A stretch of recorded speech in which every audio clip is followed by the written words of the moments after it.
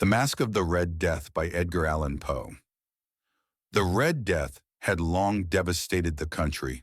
No pestilence had ever been so fatal or so hideous. Blood was its avatar and its seal, the redness and the horror of blood. There were sharp pains and sudden dizziness, and then profuse bleeding at the pores with dissolution. The scarlet stains upon the body, and especially upon the face of the victim, were the pest ban which shut him out from the aid and from the sympathy of his fellow men. In the whole seizure, progress and termination of the disease were the incidents of half an hour. But the Prince Prospero was happy and dauntless and sagacious. When his dominions were half depopulated, he summoned to his presence 1,000 hale and light-hearted friends from among the knights and dames of his court, and with these retired to the deep seclusion of one of his castellated abbeys.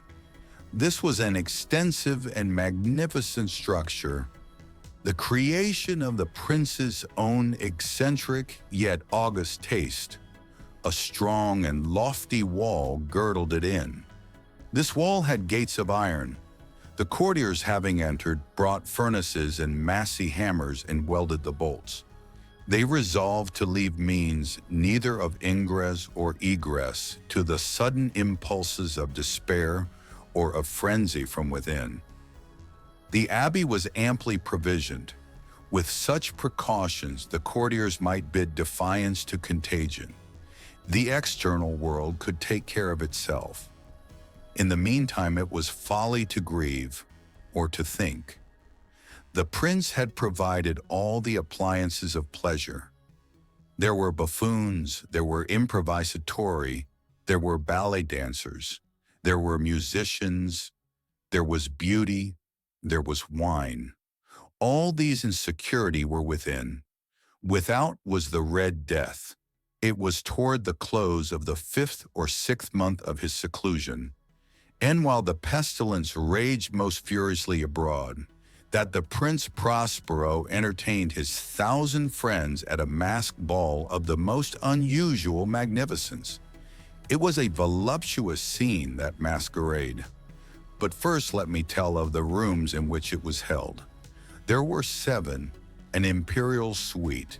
In many palaces, however, such suites form a long and straight vista, while the folding doors slide back nearly to the walls on either hand, so that the view of the whole extent is scarcely impeded. Here the case was very different, as might have been expected from the Duke's love of the bazaar. The apartments were so irregularly disposed that the vision embraced but little more than one at a time. There was a sharp turn at every 20 or 30 yards, and at each turn a novel effect. To the right and left, in the middle of each wall, a tall and narrow Gothic window looked out upon a closed corridor which pursued the windings of the suite.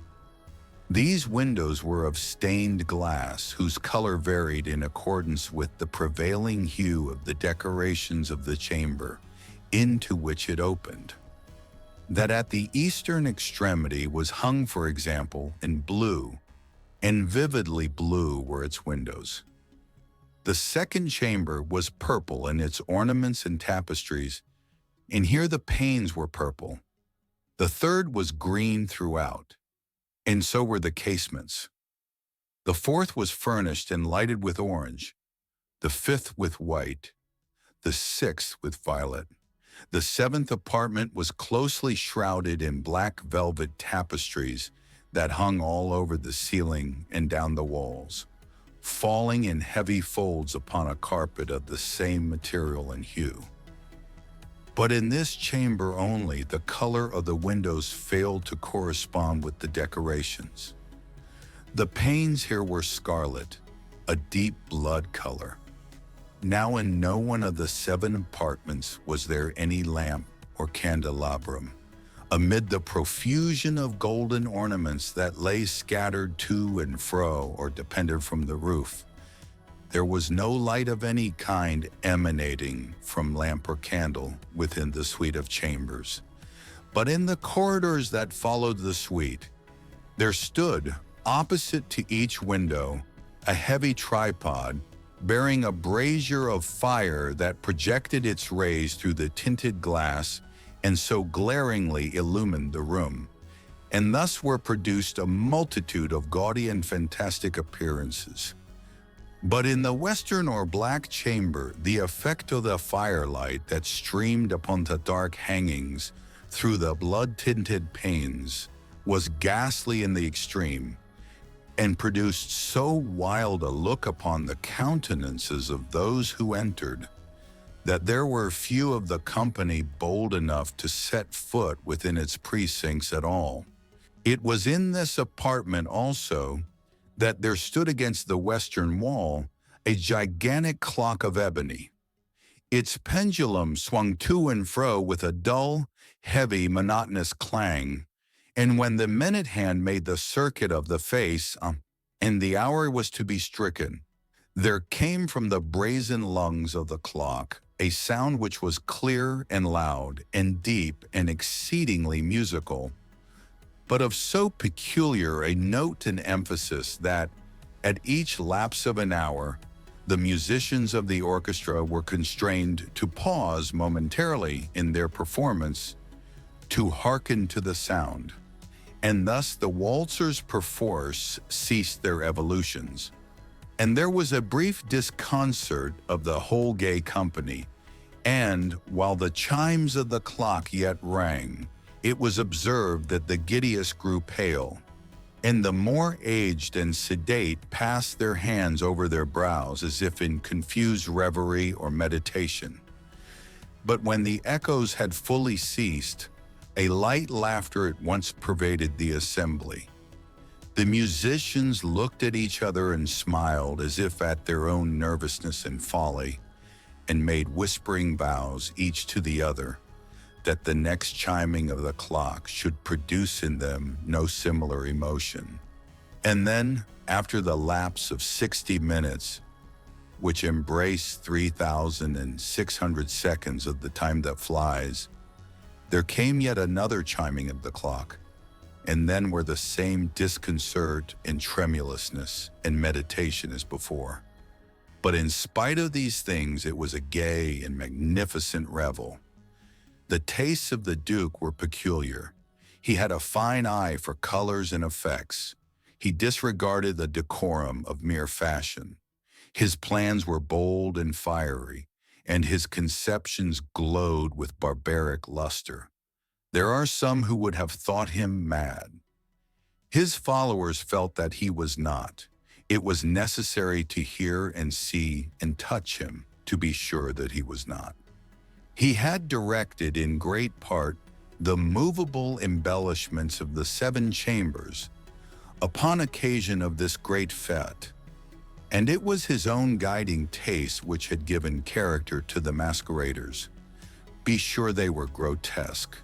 There were much glare and glitter and piquancy and phantasm, much of what has been since seen in Hernani. There were arabesque figures with unsuited limbs and appointments. There were delirious fancies such as the madman fashions. There was much of the beautiful, much of the wanton, much of the bizarre, something of the terrible, and not a little of that which might have excited disgust. To and fro in the 7 chambers there stalked, in fact, a multitude of dreams. And these, the dreams writhed in and about, taking hue from the rooms, and causing the wild music of the orchestra to seem as the echo of their steps. And, anon, there strikes the ebony clock which stands in the hall of the velvet, and then for a moment all is still, and all is silent save the voice of the clock. The dreams are stiff frozen as they stand, but the echoes of the chime die away. They have endured but an instant, and a light, half-subdued laughter floats after them as they depart. And now again the music swells, and the dreams live, and writhed to and fro more merrily than ever, taking hue from the many-tinted windows through which streamed the rays from the tripods.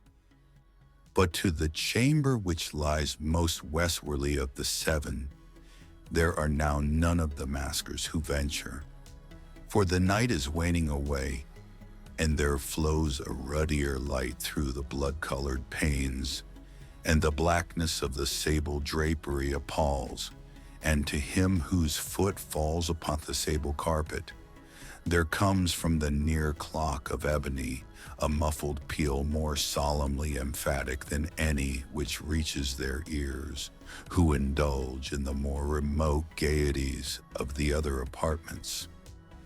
But these other apartments were densely crowded, and in them beat feverishly the heart of life, and the revel went whirlingly on, until at length there commenced the sounding of midnight upon the clock. And then the music ceased, as I have told, and the evolutions of the waltzers were quieted, and there was an uneasy cessation of all things as before. But now there were 12 strokes to be sounded by the bell of the clock, and thus it happened, perhaps, that more of thought crept, with more of time, into the meditations of the thoughtful among those who reveled. And thus, too, it happened, perhaps, that before the last echoes of the last chime had utterly sunk into silence, there were many individuals in the crowd who had found leisure to become aware of the presence of a masked figure which had arrested the attention of no single individual before.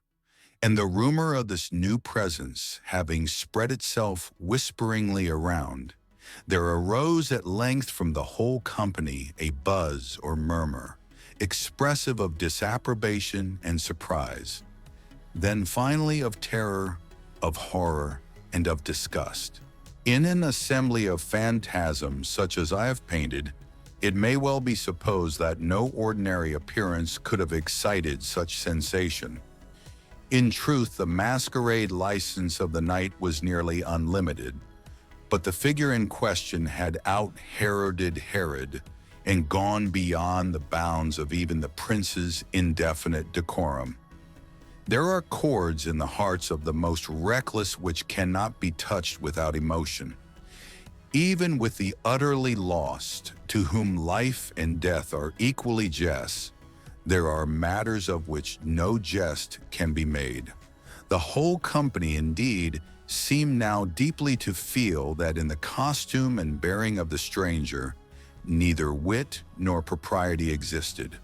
The figure was tall and gaunt, enshrouded from head to foot in the habiliments of the grave. The mask which concealed the visage was made so nearly to resemble the countenance of a stiffened corpse that the closest scrutiny must have had difficulty in detecting the cheat. And yet all this might have been endured, if not approved, by the mad revelers around. But the mummer had gone so far as to assume the type of the Red Death. His vesture was dabbled in blood, and his broad brow, with all the features of the face, was besprinkled with the scarlet horror. When the eyes of Prince Prospero fell upon the spectral image, which with a slow and solemn movement, as if more fully to sustain its role, stalked to and fro among the waltzers, he was seen to be convulsed in the first moment with a strong shudder either of terror or distaste, but in the next his brow reddened with rage. "Who dares?" he demanded hoarsely of the courtiers who stood near him. "Who dares insult us with this blasphemous mockery? Seize him and unmask him, that we may know whom we have to hang at sunrise from the battlements." It was in the eastern or blue chamber in which stood the Prince Prospero as he uttered these words. They rang throughout the 7 rooms loudly and clearly, for the prince was a bold and robust man, and the music had become hushed at the waving of his hand. It was in the blue room where stood the prince with a group of pale courtiers by his side. At first, as he spoke, there was a slight rushing movement of this group in the direction of the intruder, who at the moment was also near at hand, and now with deliberate and stately step made closer approach to the speaker.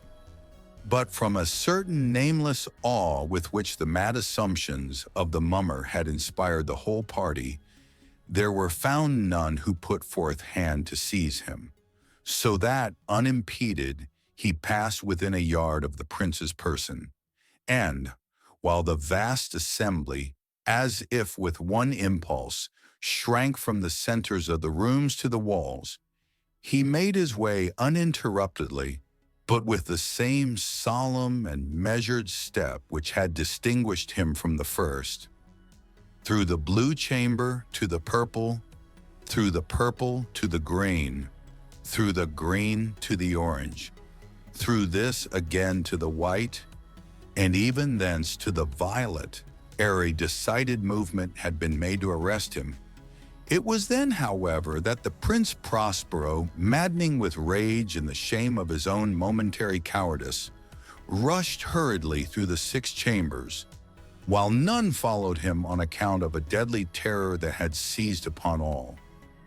He bore aloft a drawn dagger and had approached in rapid impetuosity to within 3 or 4 feet of the retreating figure, when the latter, having attained the extremity of the velvet apartment, turned suddenly and confronted his pursuer.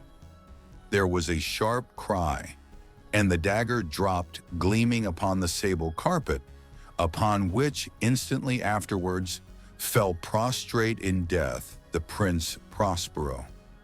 Then, summoning the wild courage of despair, a throng of the revelers at once threw themselves into the black apartment, and seizing the mummer, whose tall figure stood erect and motionless within the shadow of the ebony clock, gasped in unutterable horror at finding the grave cerements and corpse-like mask which they handled with so violent a rudeness, untenanted by any tangible form.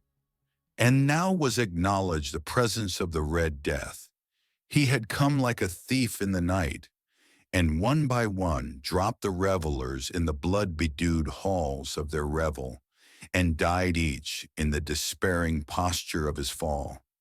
And the life of the ebony clock went out with that of the last of the gay, and the flames of the tripods expired, and darkness and decay and the Red Death held illimitable dominion over all.